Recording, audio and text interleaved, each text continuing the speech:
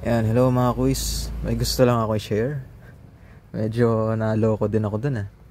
So kanina kasi, ako ay nag-i-install dito sa aking JB na Switch.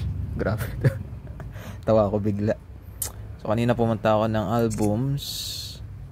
Pumunta ako ng DBI.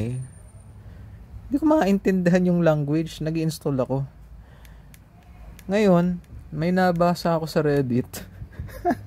Oo nga pala, April 1 nga pala ngayon, no? April Fools. So, in-exit ko siya. Kahit anong gawin ko, ano siya, iba language, di ko maintindihan. Naglolo ko na. Medyo hindi ko na maintindihan yung gagawin. Nag-search na ako sa Reddit, ayun nga. Sabi, dahil nga April Fools, kailangan daw i-change yung date. So medyo naunawaan ko naman yung gumawa nito, no. Nakakaka ano rin no. Kung ikay kape ng kape. Punta ka sa date and time. Tapos gawin mo siyang April 2. Ano, palipasin mo na yung April Fools.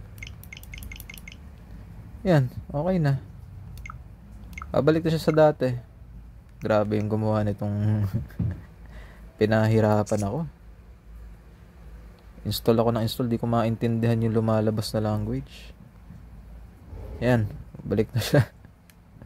Hirap na hirap ako kanina Ito tayo sa Nintendo.